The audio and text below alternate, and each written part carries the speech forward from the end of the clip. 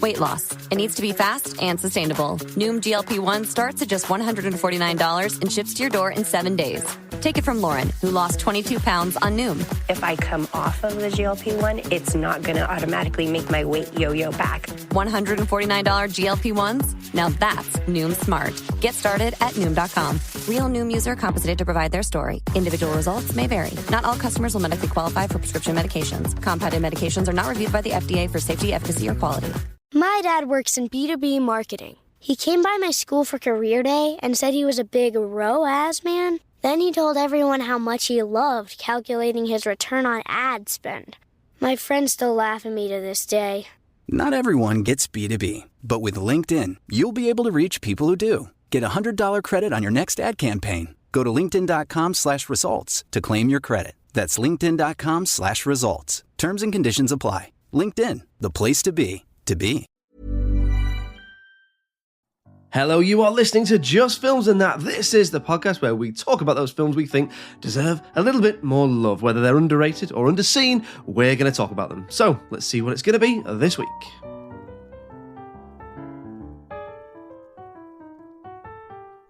Hello, yes, welcome back to another episode of Just Films and That. I'm Josh Hellman. I'm joined as ever by my wonderful co-host, Jamie Outland. Jamie, how are you doing? I'm good, Josh. How are you? I'm very well, thank you. So this week then, getting straight into it, we're talking about Holy Man from, want to say 1998? That's because you're right, yeah. That's because I'm correct. Well done. So, spoiler warnings if you haven't seen Holy Man from 1998, starring one Mr. Eddie Murphy. Jamie, tell the guys at home, what's it about and why did you pick it? So, Jeff Goldblum's Ricky Heyman works for a struggling TV shopping network and he's given 2 weeks to turn it around when the mysterious G comes into his life on a pilgrimage across America. He becomes a television sensation and as the nation buys anything to feel closer to him. And this film is hated. Yeah. So I did not know that going into this. Yeah, so you hadn't seen this before, had you? No, I'd heard of it. I'd heard of it, and it was one of these. And I think this is the first time that me and you have discussed this, but it's definitely come up on the podcast with Alice a load of times, which is a film you've heard of because you had a video or DVD, and before it started, there was an advert. Do you know what I mean? Yeah. So this, I'd definitely seen the trailer for it, because I remember the whole joke with the drinking your own wee and stuff like that in with the making your own, whatever it is, he's making tea or whatever it is he's making. But other than that, that's all I knew. Just knew it was an Eddie Murphy film. Didn't even know Jeff Goldblum was in it.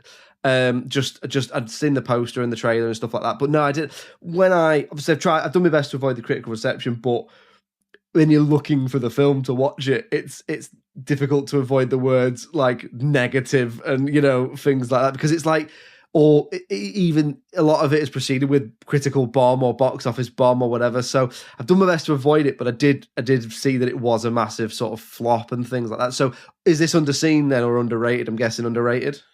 I think it's both, because it did bomb as well. We'll get to kind of the numbers later, but yeah. I think that this is the first one that I've brought to the podcast that I think is just one of those where it's so poorly rated that I was kind of in shock. Most of the time, it's like something that's like a 5 or a 6, and you're like, oh, that deserves a little bit better. Whereas, like, you would think that this is like a genuine, like a stain on humanity, the way it's talked about. And I feel like it's just a warm hug of a film. I think it's so it's not the angle that you think it is bad, but not that bad. It's the angle that you actually think this is pretty decent and nowhere near as bad. Yeah, so I actually like it. I've watched this quite a few times. Yeah, so like back in the day, I'm sure you'll have your own thoughts on this, but like I picked Green Lantern and Alice picked Speed 2, and the argument was they're bad, but not as bad as this. Whereas this is, it's just not bad. It's you think it's good and really, really harshly treated. This is maybe one of the best films ever made. One of the best films ever made. Yeah. Right, okay. No, I do. And it's a shock because I think it kind of has gotten into the groove of, Eddie Murphy made bad films around this time. Yeah. Yeah. And it's been clubbed into that. But this isn't Pluto Nash, do you know what I mean? Or Meet Dave. This is like, so he made, this is the year he made Mulan, I think. Isn't that right? Yeah. Which was a pretty big hit. I know he's not the main character, but he was the sort of comic relief character that was the Robin Williams and Aladdin type idea of get a big comedian, comic actor, cast them in that. He made Dr. Dolittle as well around this time, which is actually on my list, I think, his Dr. Dolittle. So I think that did well, didn't it, Doctor Dolittle? Yeah, but it's not well received. So I think you're right. I think this is. I wonder how many people have rated this retroactively, gone back and rated it badly, or if it really was just. I mean, it was poorly received at the time, like you say. So you picked it because it's underseen and underrated. Then, so let's get cracking then. So just to remind people at home, we're going to talk about what we liked, then we're going to talk about what we disliked, then we'll go into that critical reception, decide if it is indeed underrated and underseen. So Jamie, you picked it. Tell the guys at home, what do you like about Holy Man? Easily, you think the best film ever made. Citizen Kane, what? So I've got some specifics on what I like about it, but just overall, it's a warm hug of a movie. I think the casting is perfect on this. Kelly Preston doesn't get a lot to do in this. R.I.P. Kelly Preston. We did lose her. She's such an underrated screen presence, Kelly Preston. Obviously taken too soon, but I'd not seen a film with her in where she hasn't been really, really good generally, or that really good at being the emotional heart of a film. Yeah, and she is that in this way. And also the back and forth she has with Jeff Goldblum, I think it reminds me of that 30s, like that quick fire, the old Hollywood. I really like that she can manage to criticize him while seeming to fall in love with him at the same time. And normally, like I've said before, I don't like a film where you have 3 scenes of a couple and then they're like, I love you. And you're like, oh, hang on, that takes a long time to establish a relationship. But you do actually feel it building them, and you do see the change in Jeff Goldblum. And I think you see her falling in love with the potential of the man that he could be, which I really like. And the way they really show him losing his soul quite well in this. Like it's not subtle. Robert Loggia is if G is meant to be God, Robert Loggia is definitely the devil in this. Yeah, I must say in my notes here, never thought I'd say this, but it's got some interesting themes around ambition, corrupting, and selling your soul. That actually is what it says on my notes in front of me. And I was like, this is the film Holy Man. Well, yeah, because he does a speech. Robert Loggia does a speech with Jeff Goldblum. He says to him, "You will have everything you ever wanted," and they really drum down like this is the selling of your soul. So you like donuts, eh? But going back to that relationship, there's a really, really nice bit, and I've worked out why exactly I do love the relationship in this. But I love someone's just about to kiss, and then they decide not to, and then it's after their kind of little salsa date, and then he goes out into the rain, Jeff Goldblum, and he comes back and knocks on the door, and you can see Kelly Preston's all excited, and they do kiss, and I thought that's a really nice, lovely moment in what is a satire as well. And you don't get most media satires are kind of R-rated. You got like The Player, or the kind of they tend Hail to Caesar, be that sort of thing. Yeah, they tend to be a bit more cynical, whereas this is a PG satire of the media. Yeah, and it's almost so subtle you don't notice it. Like this does feel very much in that same vein as The Nutty Professor or Bruce Almighty or something like that. Yeah, where it's just kind of gently teased in. But I think I saw some of the criticisms of this were around the performances, but I think the performances are great in this. Eddie Murphy is very against type, apart from a few scenes where you can tell he's been let loose a bit. But he's actually quite toned down in this for what is a bizarre character, and I think it's the most human we've seen Jeff Goldblum in a film, probably. Yeah, I think you're right in terms of the cast. I mean, Goldblum does make a pretty. There's this whole idea, isn't there? Like he's a bit of a I don't know what at the start, a bit of a scumbag. He's a bit of a scumbag, and I think in the hands of a less charming actor, that doesn't work. He just is a bit of a prick, whereas he is so likable that you sort of can't help but like him. Apart from a few things he does, maybe in the first 5 minutes or something like that, he really grows on you as a character, and you really want him to succeed. I mean, I like from my own point of view, it's not a perfect film. It is definitely flawed, but it's not. I like you said, it's just perfectly decent, well-made, strong concept comedy, warm hug of a film type of thing. So no, I did enjoy it. Like you say, the casting. This is Eddie Murphy in a different gear, isn't it? He it's not what you've seen before. It's not Axel. You know what I mean? It's not other things. He is very much almost really toned down because of the nature of the character. So I thought that was an interesting choice. But no, it's really, really well cast, really good, strong concept and stuff like that, isn't it? Yeah, and I think it's all wrapped up in a great soundtrack by Alan Silvestri as well. Yeah. If you don't know Alan Silvestri, he did Back to the Future. More recently, he's responsible for the Avengers soundtracks. But have a look at Alan Silvestri if you don't know him. He's done some great stuff. And I think it just hits it perfectly. Like, there's moments in this where they know to drop all the sound. Like, especially that there's a bit where you think this is where Jeff Goldblum's going to say, no, we're not getting him to sign the contract. And he actually does. And Jeff Goldblum's face is perfect throughout this, where he just, because you don't need the dialogue, you can push up that score, and his face recognizes like two different emotions at the same time. Like, he knows that he has to get his career going, but what he's doing is bad. And I sound like I'm describing Wall Street, but it's totally mine. But I think they know exactly when to drop out the dialogue and just have that score kind of ramp up. Yeah, in the hands of a less talented cast, this film would. Well, I mean, it was really poorly received anyway, but it would be even more poorly received. So, no, I think that's interesting. Something I noticed was I found the character of G. So I thought the character of G was quite a refreshing character in this idea that he's just entirely positive. He's just entirely positive and also entirely representative, but not of one specific thing. So he's on. All you know about him is he seems to be on some sort of religious pilgrimage when they find him, and that's it. He's just full of these life lessons and mantras and things like that. But it never says what religion he is. Never says what he's doing. It keeps it vague enough that it doesn't sort of commit to one or the other thing, and because of that, you don't get distracted with the sort of intricacies of that.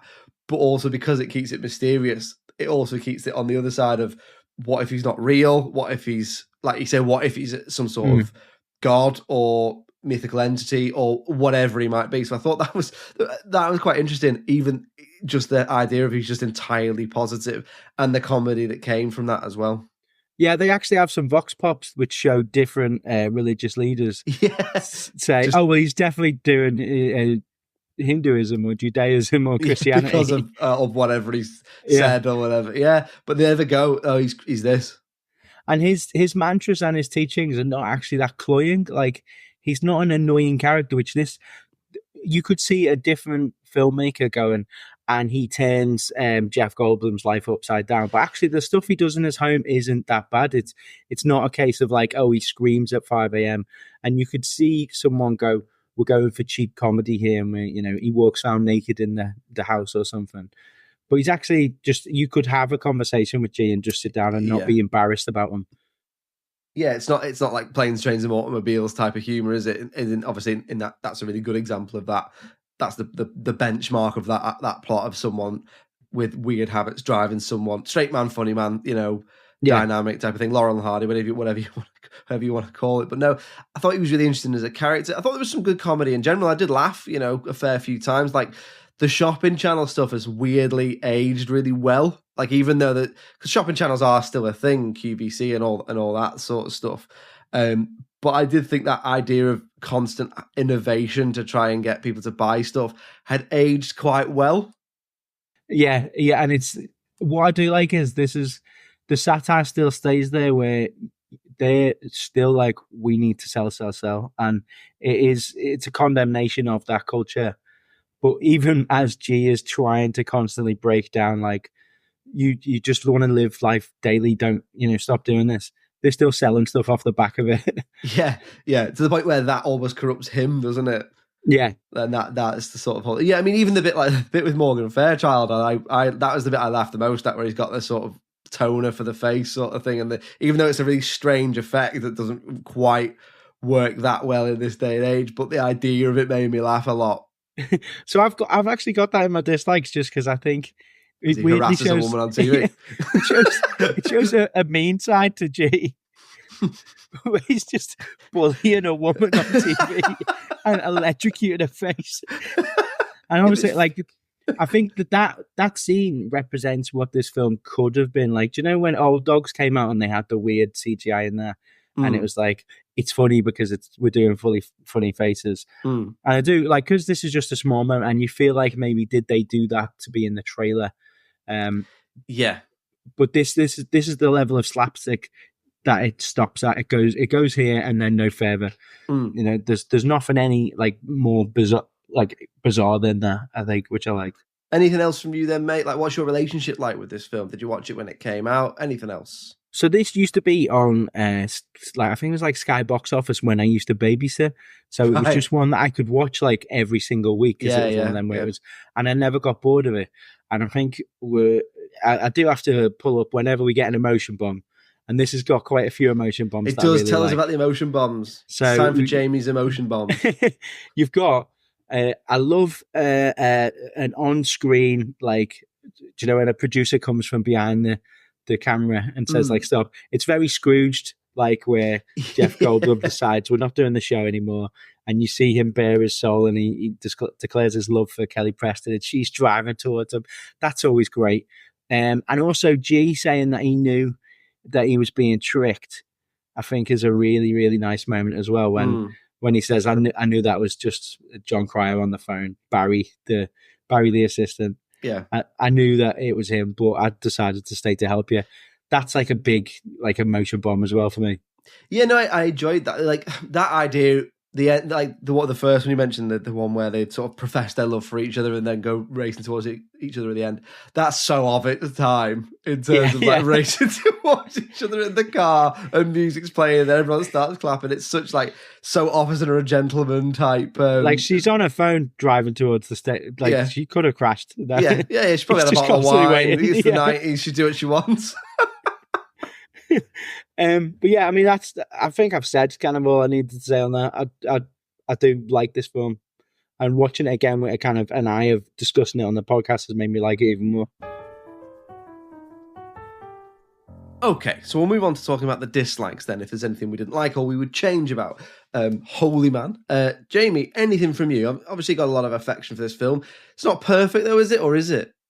No, so we touched on this before that it is a PG, and you do wonder, might this have worked better as a kind of an R-rated satire where they go hard into the kind of the ethos behind a home shopping network? Yeah, the real morality of it all.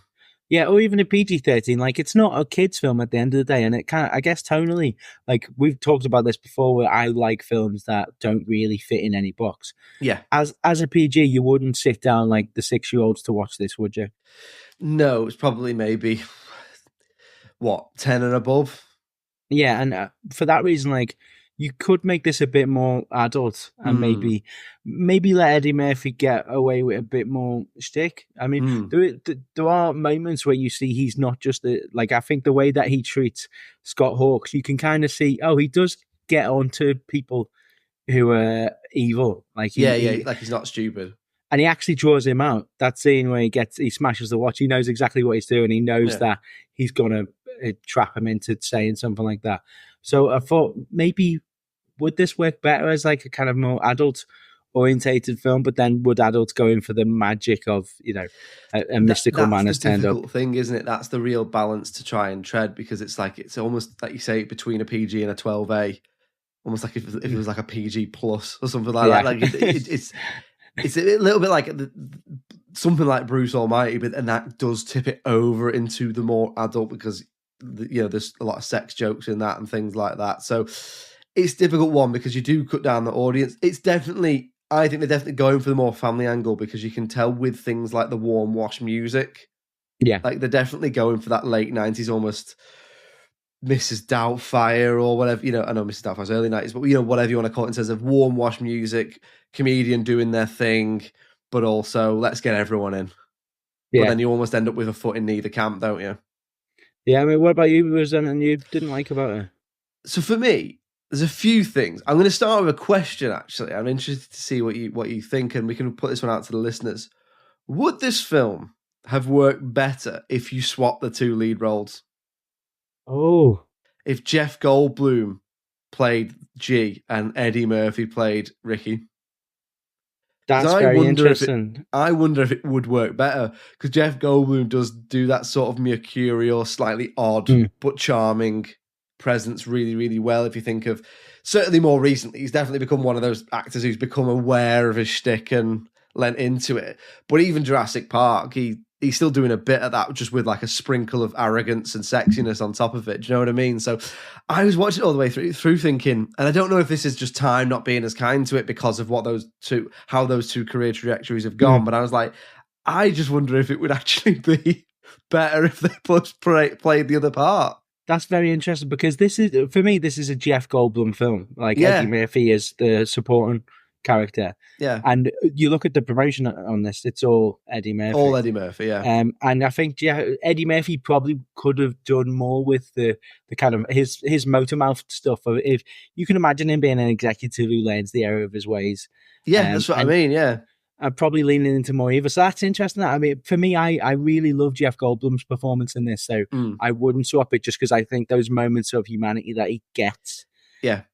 When for instance, when he's tricking G into signing a contract, I wouldn't swap that out. But I think it would probably have done better as a film because you can sell Jeff Goldblum's the oddbod who comes to town, and Eddie Murphy is the executive who is always quick, and you can see him kind of improvising those scenes as well a bit better. So yeah, that's an interesting one. Yeah, it was a thought I had that popped into my head. It was like, I wonder if it would have done better if you had the sort of comedian in the lead role with something almost otherworldly happening to them, and then they get to flourish by reacting to all the chaos sort of thing. But then he is very much the straight man, and Eddie Murphy's not always been the straight man. He's always been what he is. He's very almost like unique in that, in the same way that Robin Williams was, in that like no one can quite do what they do as well as them. Other than that, I enjoyed it. I thought it was a generally sort of perfect, watchable piece of fluff, but just nothing more than that for me, really. Like, it wasn't that funny. I think it was probably a little bit formulaic.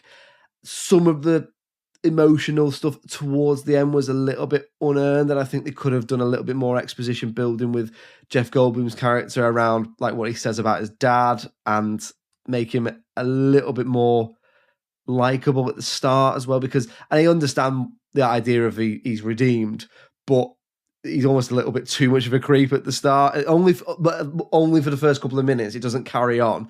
He just does a bit too much, like putting hands on women's shoulders and rubbing them and being like, I'm just charming. It's just a laugh. Whatever.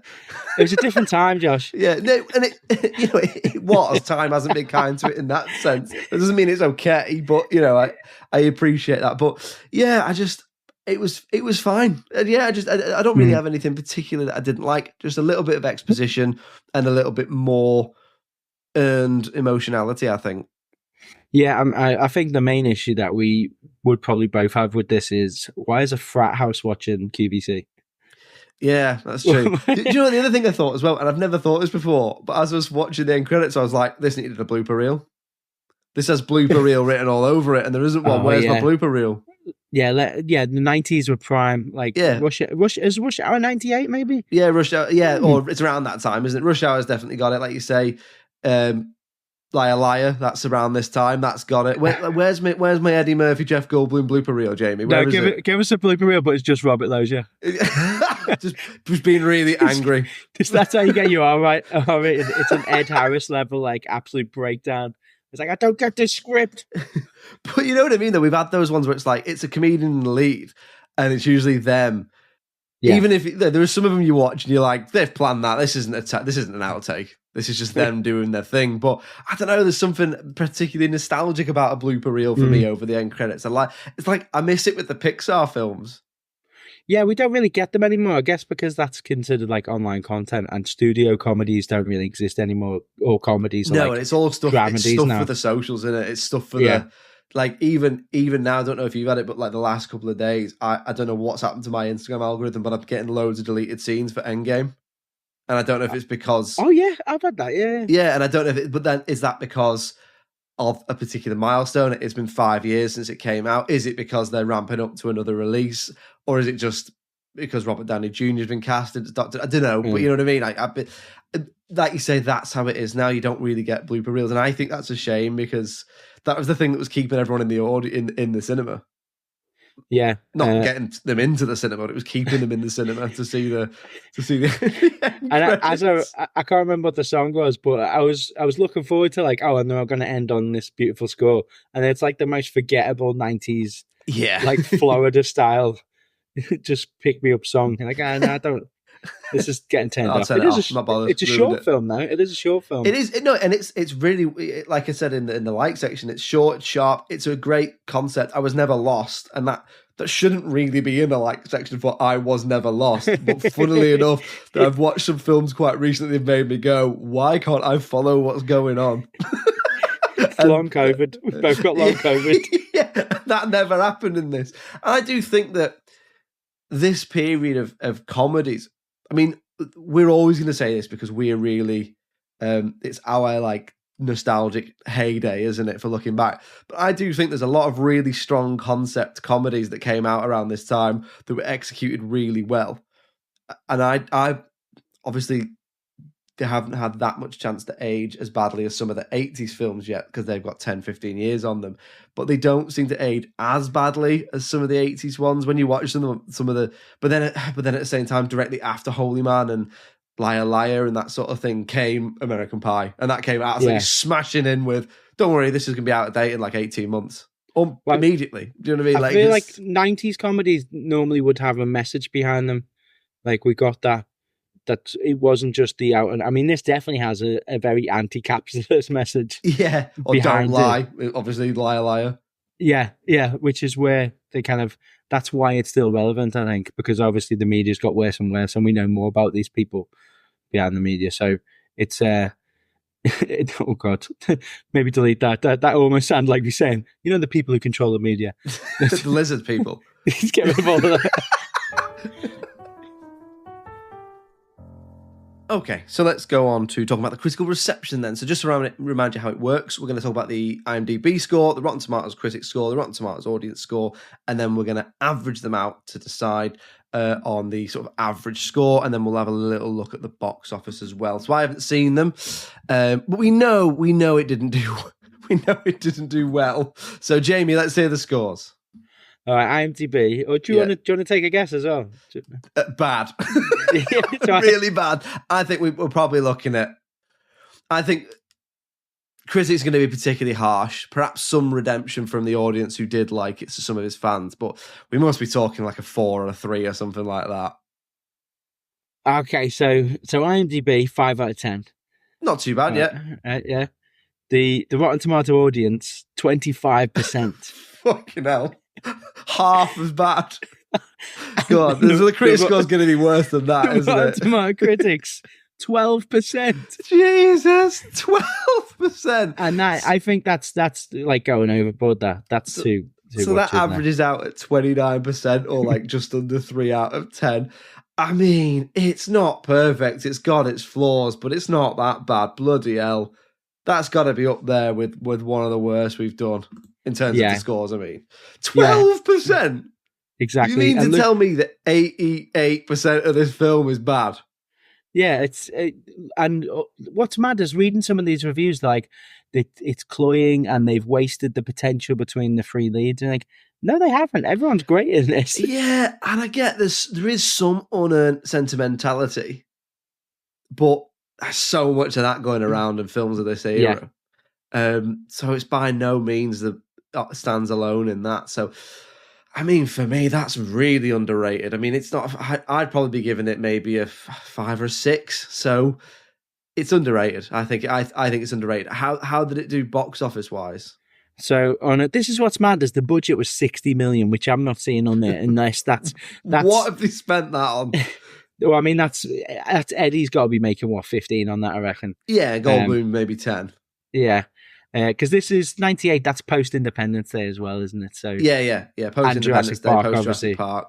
And I think is Lost World's 98 97, well, isn't it? I think Lost World, yeah. So this is probably when Jeff Goldblum's at his highest. Yes. So it's quite a bizarre choice for both of them to take, but you can see them like asking for huge salaries on that. Yeah. Of a 60 million budget, it took 27 million worldwide. Wow. So that's a pretty... So if you think it would, I mean, I don't know where that money's gone, but if you think double it for marketing, or even if you don't double it, 100 million, whatever for marketing, so that's crazy. I think that's underrated under the scene then, isn't it? Yeah, it is. All right, so Josh, what are we watching next week? So next week, so when we started this podcast way, way back in the day, it's obviously all about underrated, underseen films. And I remember saying at the time, we're going to avoid the massive releases of things such as the MCU films because they're never really underrated and they're never really underseen. They all make money and they're all fairly well received. Are we doing Endgame? Yeah, so Endgame, which made $3 billion. No, unless one comes along or films come along that are. We've been going for like 4 or 5 years now. We've done nearly 250 episodes. And I think now is the time to dip our toes into the Marvel Cinematic Universe. So next week, roughly a year on from its release, we're going to be talking about The Marvels. Oh, okay. Indeed. In the meantime, if you'd like to get in touch with us, it's filmsandthatpod@gmail.com. We're on all the social medias. If you just search for Just Films and That, you'll find us on Facebook, Twitter, Instagram, TikTok, or YouTube. We're always putting stuff out there, so do give us a follow. We're on Patreon as well, so if you fancy getting a little bit of extra content and supporting the podcast, then you can get ad-free extended episodes with early access to them from £1 a month. All that remains to be said is we'll see you next week. It's goodbye from me. Cheerio. Bye.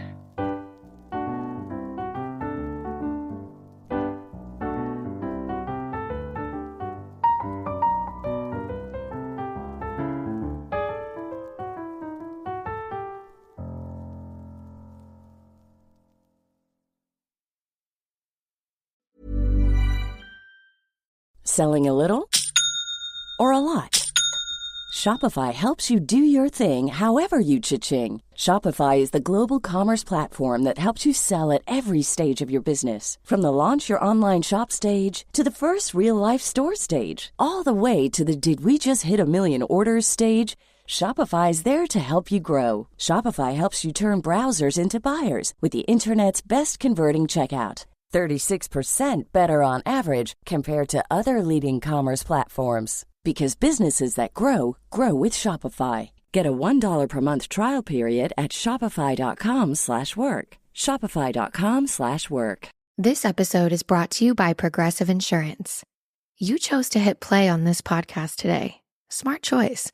Make another smart choice with Auto Quote Explorer to compare rates from multiple car insurance companies all at once. Try it at progressive.com. Progressive Casualty Insurance Company and Affiliates. Not available in all states or situations. Prices vary based on how you buy. There are bigger problems to outthink. Greater challenges to outdo. ESG should be build or retrofit. When we never settle for the world that's been built, AI make my real estate choices. That's when we drive it forward. Breaking ground on our new headquarters. Welcome to the tour. Towards better outcomes and better futures for our clients and our communities. At Cushman & Wakefield, better never settles.